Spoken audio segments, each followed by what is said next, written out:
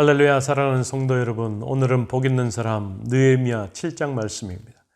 우리가 계속해서 느헤미야를 묵상하고 있지만 느헤미야는 고비 때마다 하나님의 도우심을 통해서 또한 하나님께서 주시는 지혜와 명철로 그 모든 것을 해결할 수 있었습니다. 뿐만 아니라 그를 해하려고 한 사람들 가운데서 또한 하나님의 맡겨진 사명을 다하기 위해서 최선의 모습으로 그 일을 이루어 나가는 것을 우리에게 가르쳐주고 있습니다. 하나님께서 계획하신 성벽 재건이 대적들과 이방인들의 방해 공작에도 불구하고 51일 만에 완공되었습니다. 아닥사스다의 허락을 받은 지 6개월이 안 되어 공사가 끝난 것입니다. 느헤미야는 예루살렘 성벽을 완공한 후에 예루살렘을 도시화의 일환으로 예루살렘 인구 재배치를 통해 예루살렘을 보호하고 하나님의 거룩한 도성으로 세우기 위해 스룹바벨을 작성한 족보를 조사했습니다. 느헤미야가 예루살렘을 방비하고 통치할 책임자를 임명하고 성의 방비 전략을 세웠습니다. 그 책임자는 하나니와 하나냐가 임명되었습니다. 그 가운데 하나니는 느헤미야의 동생으로서 예루살렘 성벽의 회파 소식을 페르시아의 수상궁으로까지 달려가 전달할 정도로 민족에 강한 인물이었습니다. 하나냐는 성체를 지키던 수장으로서 충성되고 하나님을 경외하는 것이 누구보다도 뛰어난 인물이었습니다. 한편 느헤미야는 이들과 함께 문지기와 노래하는 자들과 레위 사람들도 세웠습니다. 이는 하나님의 선민 공동체의 온전한 외형적 재건과 회복을 상징하는 예루살렘을 지키는 일이 하나님의 섬기는 일과 연속성상에 있었음을 우리에게 보여주고 있는 것입니다. 오늘 7장 1절과 2절 말씀에서는 성벽이 건축됨에 문짝을 달고 문지기와 노래하는 자들과 레위 사람들을 세운 후에 네아우 하나니야와 영문의 관원 하나냐가 함께 예루살렘을 다스리게 하였는데 하나냐는 충성스러운 사람이요 하나님을 경외함이 무리 중에 뛰어난 자라. 아멘.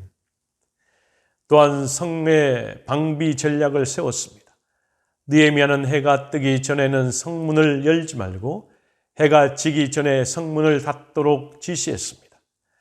그리고 예루살렘 거민으로 각각 반차에 따라 성을 방비하되 나머지는 자기의 집을 맞은편을 방비하게 했습니다. 이는 성의 거민이 희소하여 성과 과옥을 함께 방비하기 위한 전략이었던 것입니다. 오늘 3절과 4절 말씀에 보면 내가 그들에게 이르기를 해가 높이 뜨기 전에는 예루살렘 성문을 열지 말고 아직 파수할 때에 곧 문을 닫고 빗장을 지르며 또 예루살렘 주민이 각각 자기가 지키는 곳에서 파수하되 자기 집 맞은편을 지키게 하라 하였노니 그 성읍은 광대하고 그 주민은 적으며 가옥은 미처 건축하지 못하였습니다. 사랑하는 성도 여러분, 느헤미야는 하나님께서 주신 선물을 잘 지키고자 신속하게 후속 조치를 취함으로써 오늘날 우리가 하나님께서 주시는 놀라운 은혜를 어떻게 해야 하는지를 말해주고 있는 것입니다. 개인은 시험에 들지 않도록 교회는 급속한 성장으로 문제에 휘말리지 않도록 그 방비책을 간구해야 되는 것입니다. 이는 모두 후속 조치의 미흡에서 비롯된 것으로 말미암아 어려움을 당할 수가 있습니다. 지나치게 자만하거나 방심으로 우리에게 주어진 기회와 은혜를 상실하지 않도록 우리가 주의를 기울여야 하는 것입니다. 이제 후반부는 하나님께서 느헤미야의 마음을 감동케 하셔서 이스라엘 자손들을 계수하게 하셨습니다. 제1차 포로 귀환 자들의 족보를 찾아 계수와 수요를 재확인했습니다. 그 결과 약간의 차이를 보이는 것을 제외하고는 에스라 2장에서 말하고 있는 지도자, 일반 백성들, 제사장들, 레인들, 느디림 사람들과 문자적으로 일치하고 있습니다.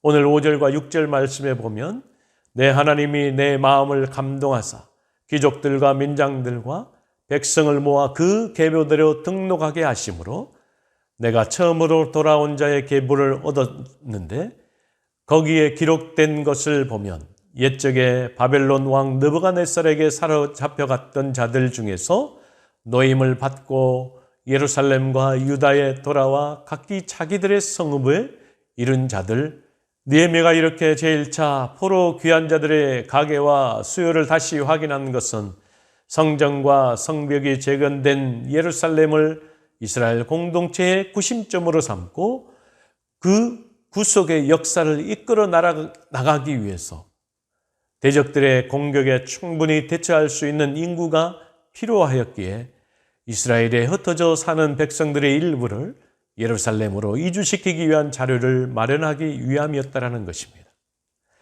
그리고 느헤미야가 제2차, 3차 포로 귀환자들을 별도로 조사하지 않은 것은 그들의 수가 매우 소수였고 그 대부분이 예루살렘에 거주하였기 때문에 그렇습니다. 참고로 이스라엘 자손들의 예루살렘 이주 정책의 시행에 대해서는 11장에서 자세하게 기록해 주고 있는 것입니다. 사랑하는 성도 여러분, 하나님께서는 이스라엘 포로된 땅에서 귀환하게 하실 때 빈손으로 귀환하게 하지 않으셨습니다. 마치 출애굽하는 이스라엘 백성들에게 많은 재물을 얻게 하신 것처럼 그들에게 필요한 것을 함께 주셨고 또한 하나님께 드릴 예물을 공급해 주셨다라는 것입니다. 이처럼 하나님께서는 우리를 세상의 불로 하나님 나라로 인도하실 때도 우리에게 필요한 모든 것을 공급해 주시는 것입니다. 그러므로 우리의 삶을 염려하지 말고 하나님의 나라와 영광을 위해 매일매일 매진한다면 그를 통해서, 나를 통해서, 우리 모두를 통해서 하나님의 나라의 영광을 위해 살아갈 수 있을 걸로 믿습니다. 그 이스라엘 백성들을 느헤미야는 계수하고 또 다른 정책을 마련하고 그것을 실천함으로 하나님께서 공급해 주시는 놀라운 역사를 경험할 수 있다라는 것입니다. 뿐만 아니라 그 가문, 그 계수대로, 수요대로 계수함으로 말미암아 하나님께서 주시는 놀라운 후손들이 얼마나 많은 존재들이었고 얼마나 잘 정착했는가를 우리에게 잘 보여주고 있다라는 것입니다. 사랑하는 성도 여러분, 오늘 이 시간을 살아가면서 우리 앞에 믿었던 믿음의 선조들이 어떻게 삶을 살아왔는지, 또한 내가 어떻게 살아가야 될 것인지, 또한 우리의 후손들이 나의 믿음을 본받아 어떻게 살아가야 되는지를 잘 기억함으로 명심함으로 살아가는 저와 여러분이 되기를 주의 이름으로 간절히 축원합니다. 같이 기도하겠습니다. 전능하신 여호와 하나님 아버지, 느헤미야는 그 백성들을 다시 한번 계수함으로 또 이스라엘 자손들이 어떻게 그 정책적으로 잘 수용하고 나아가야 될지를 지혜롭게 잘 이루어가는 느헤미야의 모습을 우리에게 가르쳐주고 있습니다. 뿐만 아니라 그들이 출애굽하는 것처럼 돌아올 당시에 거저 보내지 아니하시고 그들에게 필요를 또 공급하시는 놀라운 하나님의 은혜였음을 우리가 또 한번 경험할 수 있습니다.